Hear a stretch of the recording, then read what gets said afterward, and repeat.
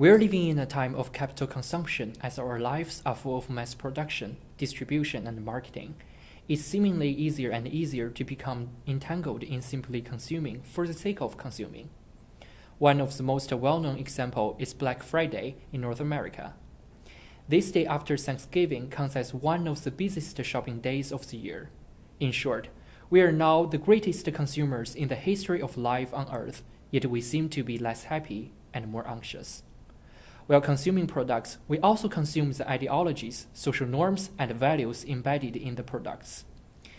In this presentation, we're going to discuss how culture jamming and détournement challenge the prevailing ideologies within consuming culture, as well as their drawbacks.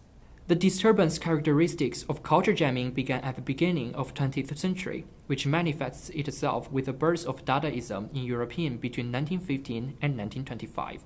A small group of avant-garde artists and intellectuals influenced by Dadaism then formed Situationism, who wanted to supersede art and culture as separate activities, like Dadaists, and turn them into a part of everyday life.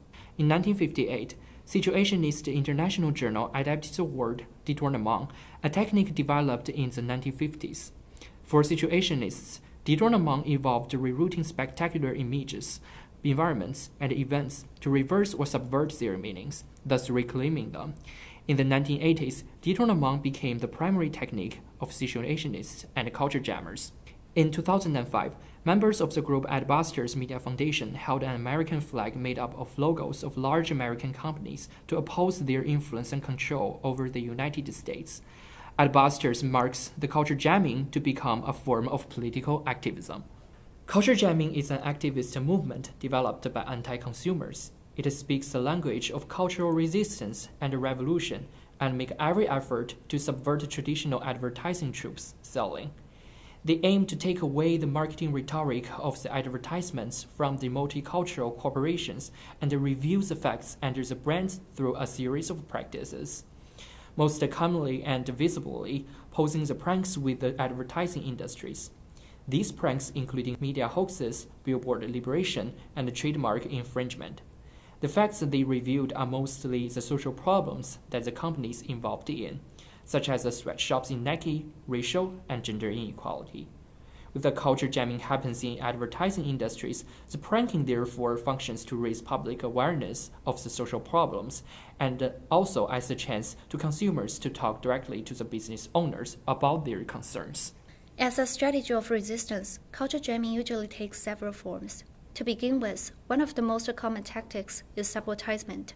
According to Collet-Lassagne, these anti-advertisements aiming mostly at large corporations are parodies of familiar advertising campaigns that mimic the look and feel of the target ad, purporting the classic double takes as viewers realize what they are seeing is, in fact, the very opposite of what they expected. The second form of culture jamming is pranking. A prank is a type of practical joke or trick, usually of a playful nature. A prankster is a performance artist or media hoaxer that playfully utilizes the dominant modes of communication instead of opposing them. Finally, culture jamming also takes form in consumer boycotts as illustration of the direct resistance to consumerism. The Adbuster Media Foundation, for example, has for numerous years promoted Buy Nothing Day, a yearly event that urges citizens to resist purchasing for one day. This event appropriately takes place on Black Friday, the first shopping day after American Thanksgiving, which is traditionally the busiest shopping day of the year in the U.S. As a result, culture jamming successfully challenges dominant ideologies within consumer culture. In 2015, a weight-losing product company called Protein World launches its new ad featuring a skinny model in a bright yellow bikini alongside with a controversial question, "Are you beach body ready?" in big bold letters. The model's body signifies an unattainable and unhealthy body standards set by the marketers to fulfill heterosexual male gaze. And the goal of the ad is get all the women changed. If your body does not look like the model, then the next step is remedy that involves losing weight. Clearly, the body shaming and imposes a stereotypical gender role and the idea of proper femininity on women. This controversial ad sparks viral reactions. In April, more than 56,000 people signed a petition to remove the ad. At the same time, culture jammers utilize subvertisement and brand parodies to investigate, reveal, and dismantle the apparatus of the sexist representation of women.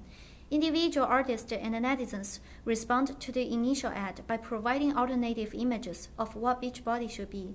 Some subvertisement features women in different color and different body type confidently smiling at the camera alongside with the response, such as "Everybody is ready" and 100% beach body ready in the same big bold letters.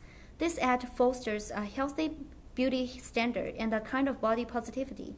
They not only challenge the sexist ideology within consuming culture, but also encourages people to appreciate their own bodies. Some ads present a male body to subvert gender binaries and the mechanisms of male gaze in media representation. Secondly, culture jamming also functions to challenge the racial stereotypes in consumer culture. In 2018 November, Dolce & Gabbana are holding a fashion show in Shanghai, China. Before the show started, the official Instagram and Weibo accounts posted several videos intended to promote the Shanghai fashion show by showing the mixed culture of Italy and China. However, the videos they posted become controversial in terms of the suspect of racism content. The video features an Asian girl sitting around the table and shows the camera how to use chopsticks to eat the Italian food, pizza, pasta, and cannelloni, with a male voiceover instructing at the same time. These videos portrays the Asians as with their stereotypical look and behaviors, especially when the voiceover shows a sense of cultural superiority with the preference on Italian culture. The video soon went viral in China. Many hating comments posted under the official account. Many Chinese bloggers started to make videos in response to chopstick videos. They using the forks and knives to eat Chinese traditional food like a hot pot or Chinese buns. They simulated the content of the voiceover and posted online in order to resonating Western people about how it feels to be offended. This example can be regarded as the practice of culture jamming. In this scenario, people are imitating his action and posing the media prank on him, which to approach the goal of propagating people to boycott the brand and to not consume Dolce & Gabbana products. Thirdly, culture jamming also ironizes surveillance culture in the form of social media dissemination. Surveillance may be done by companies that exert influence by looking at citizens' social media profile to advertise their products. Facebook recently admitted to selling personal data about individual users to corporate customers. In this case, privacy controls such as passwords are merely intended to convince individuals that their information is secure. However, we don't know exactly to whom the data that Facebook monitors and tracks will be sold. American artist Ben Fernley has a project called Social Media Reality to collect concept three-dimension illustrations. He used visual metaphors to briefly summarize the function of social media and the culture of surveillance. He used the logo and a blue background to highlight the Facebook platform. Culture jamming in this collection challenges the surveillance culture on Facebook. The design of login and password reminds people of their surveillance of their friends' lives on social platforms when they first appreciate this collection, such as knowing that friends have moved to a new city or got a new job. However, the deeper significance of this work lies in the use of microscopes, which express the irony of the monitoring of users' privacy by the Facebook's platform. While jamming, pranking, hoax, and sabotage as forms of cultural resistance to consumerism and corporate power successfully challenge dominant ideologies, they still have many limitations. Firstly, culture jamming as a rhetoric exaggeration can only reveal the hidden truth or react to potential problems such as inequalities, inconsistencies, and abuse of power, but it fails to affirm possible solutions.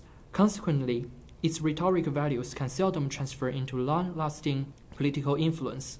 Some critics argue that culture jamming will not bring about revolution on its own.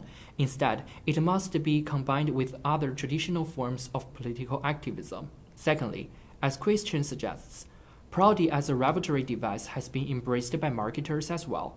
In mainstream culture, producers of consumer goods can also borrow the notion of subculture, individualism, and culture jamming to sell their products. Thirdly, in some cases, culture jamming can create a passive audience response, which complements the subvertisements as oppressive, offensive, and judgmental. The audience may blame other culture jammers rather than consumerism, and targeted companies and brands are considered to be victims rather than crimes. Finally, the unauthorized use of companies' posters, logos, and names may result in serious legal problems, which further harms the effect of culture jammers' political activism. In conclusion, although culture jamming as a type of social activism has many drawbacks, it still powerfully exposes social problems and subverts dominant ideologies within consumer culture. Thanks for watching.